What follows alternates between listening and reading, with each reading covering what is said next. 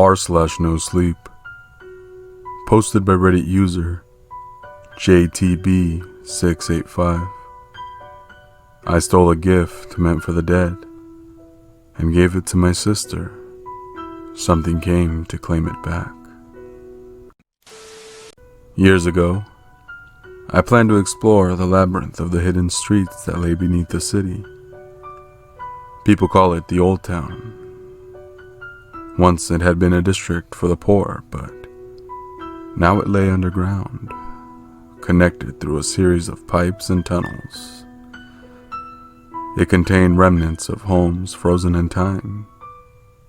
People often swapped stories about ghosts in Old Town. That piqued my interest. Just before Christmas one year, my grandma got sick. Dad had to leave my little sister Elizabeth and I alone for a few days. He gave me money for food and said under no circumstances was she to be left in the house unsupervised. This was the perfect opportunity to explore Old Town with my friend Ryan. The only problem was Elizabeth and I didn't get along. She was always acting like a brat and would love nothing more than to get me in trouble for leaving her alone. I decided to make a deal. She promised not to tell Dad and I'd buy her a present with the money. I said nothing about Old Town and told her I'd just be playing video games. That night I met Ryan and we headed for the entrance.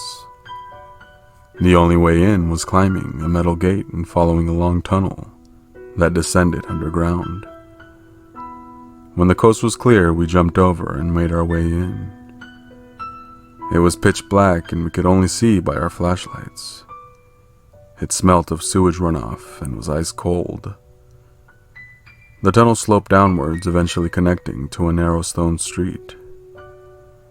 I felt claustrophobic. Rats skittered out of sight as we walked along.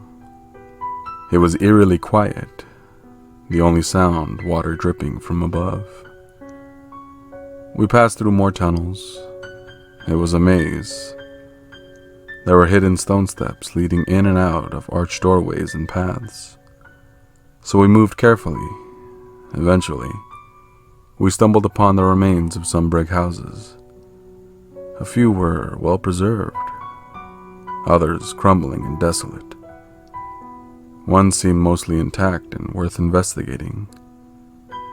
We spread out to inspect different rooms. I climbed a set of stairs, each step creaking beneath me. Crossing a hall, I entered a room and found something unexpected. A doll, resting on a rotten wooded chair.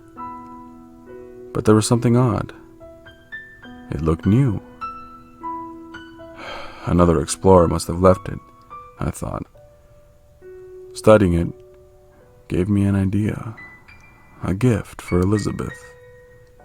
She loved dolls, and it could be her don't squeal present. And I'd get to keep more of Dad's money. Downstairs, there was no sign of Ryan. As I looked for him in the tunnel, something was wrong. My feet were getting soaked.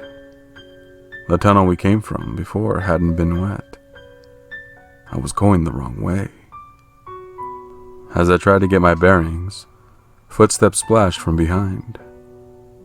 Frozen on the spot, I searched all around.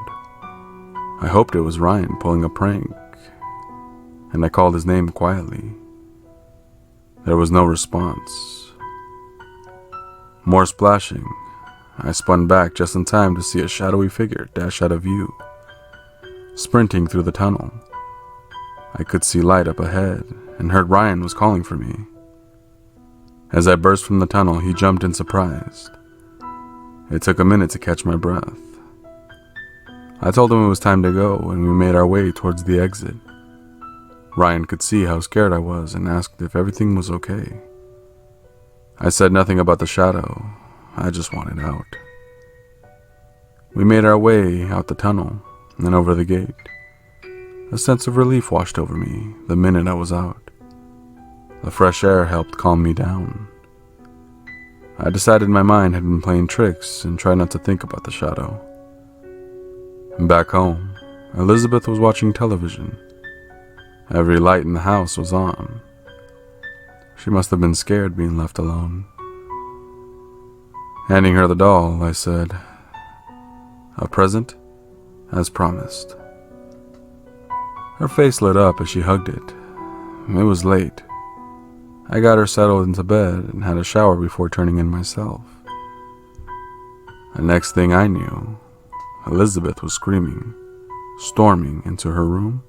I flicked on the light. She was on the bed, trembling and clutching the doll. Tears streamed down her face. I asked her what was wrong. Someone was at the door," she cried, pointing to the closet in the corner. "A person?" I asked. She nodded. "Their skin was peeling off." I inspected the closet, pushing aside hanging clothes to get a better look. I closed the door. Nothing to worry about. It's just a nightmare. Elizabeth was still trembling.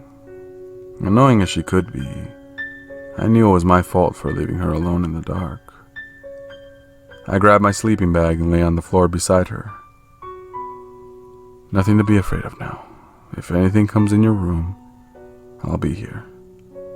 Elizabeth slept soundly the rest of the night.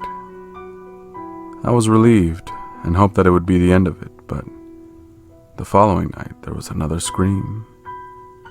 This time I found her on the floor, crawling towards the hall. I asked what was wrong, and she looked out the window. "A person from last night?" I asked, rolling my eyes. She nodded. I opened the window and looked around. There was nothing there, but I wanted to put an end to this problem before Dad got back and started asking questions. "Nothing. It's okay. Why don't I set up my sleeping bag again?" "No!" she yelled. "I want to sleep in your room." My bed was too small for the both of us, and the floor was covered with junk. It would take too long to clear space for the sleeping bags, so we slept in Dad's room, in his large double bed. Elizabeth settled down and nodded off. Just as I started falling asleep, there were footsteps in the hall, as though something were running back and forth. I was wide awake now. I slipped out of bed and crept towards the door. Leaning into the hall, I switched on the light to look around. It was all clear. Elizabeth's bedroom door creaked open, and more footsteps echoed from out her room. Arming myself with a hockey stick, I carefully turned the handle, and in one swift motion, switched on the lights, and burst inside, finding myself alone. The doll laid on her bed. Paranoia was setting in, so I checked every room in the house. With the hockey stick at my side, I went back to sleep. The following night, Elizabeth insisted we sleep in Dad's room again. It was the only way she'd agree to go to bed. I kept the stick and flashlight within arm's reach. Elizabeth cuddled her doll. Before long, we were both asleep. I was awoken by the door being opened. It was dark, but it looked as though fingers were reaching through the frame as it sat ajar. I took a ragged breath and pointed the flashlight. It was clear. I let out a sigh of relief and laid back down.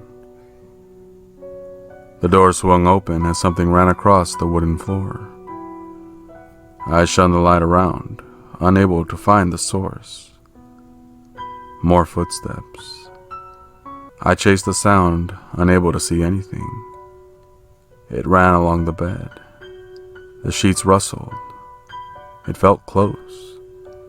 I searched all over hopelessly. Then, scratching from beneath the bed, dropping my head along the side, I shone the light underneath. The doll. Just the doll. Elizabeth had been holding it the moment earlier. I was sure of it. Reaching out, I pulled it towards me, and as I lifted my head up, a hand reached out to snatch it back. The fingers were black and withered, like deceased rotting flesh. I screamed, and Elizabeth woke up. I told her to stay put as I raced for the door and switched on the light, trekking frantically under the bed. Whatever it was had vanished. All I could see was the stupid doll. I searched the entire house from top to bottom. Calming down, I started to convince myself it was just my imagination.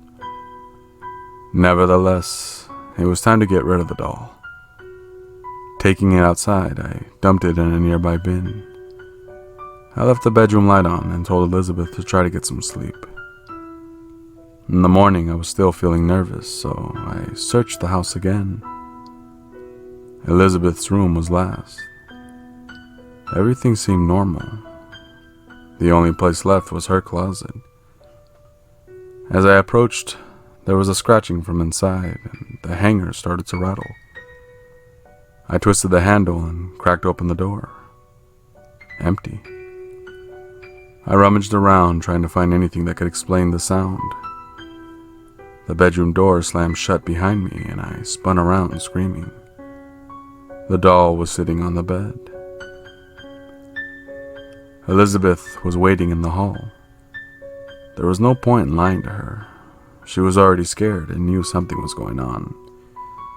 I told her everything, where I'd been that night, and how I found the doll. As I explained the situation, I hated myself more and more for putting her in that situation.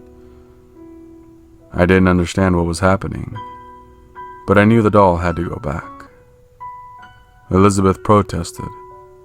She was afraid something bad could happen, but I couldn't see any other choice. There was a problem. Ryan and his family were out of town. My options were to wait this out or go it alone. Seeing the look on my sister's face, I decided on the latter. We didn't know how long it would take, so Elizabeth arranged for a sleepover to a friend's house. I thought she'd be safe there. Dropping her off, she made me promise to call and tell her I was okay as soon as possible.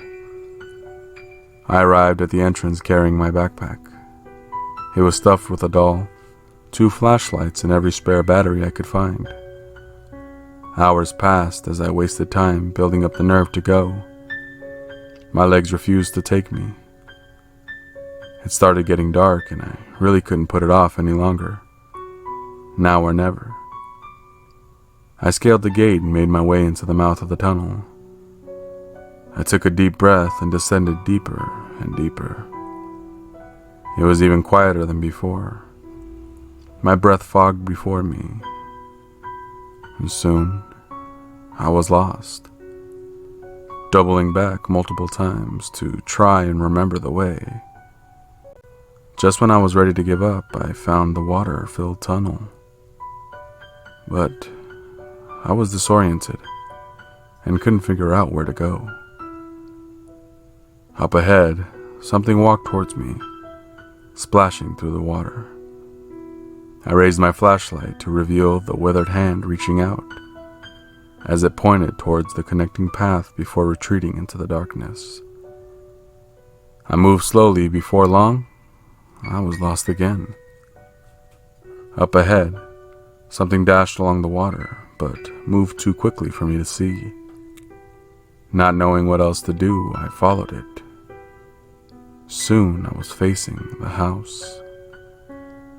As I climbed the stairs, the wood creaked, sending a shiver down my spine. I tried to make as little noise as possible. Standing in the doorway, I leaned in and cast the light all around. The chair was still there. I unzipped the bag and felt the lump in my throat as I lifted the doll. Something moved in the corner. I shined my light and found a pair of feet. I panned up, and staring back at me was a little girl.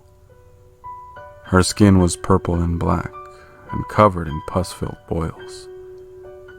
The sunken eyes were dark, her hands rotting and deformed. We faced each other silently. I was overcome with a tremendous sense of grief and started crying. "I'm sorry," I whispered. No reply. She just stared.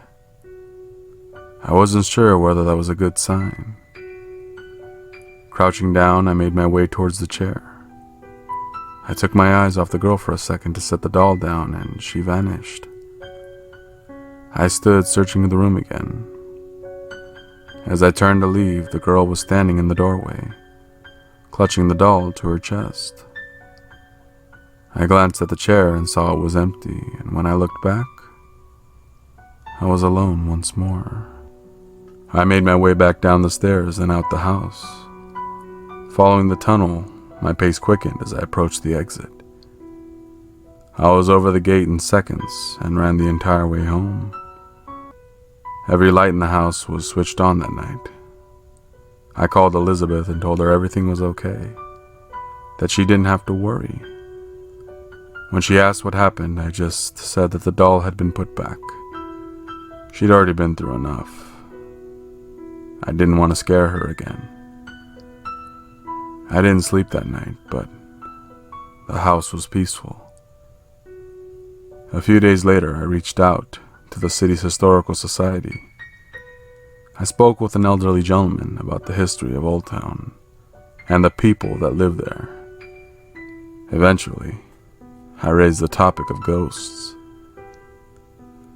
I can vaguely remember a story about a little girl dying under the tragic circumstances. People claimed that they could feel her pain and unhappiness haunting the streets. "Do you know what happened to her?" I asked. Something about showing her she wasn't alone, whatever that means." I thanked him and left. On the way home, I thought about the girl in the old town.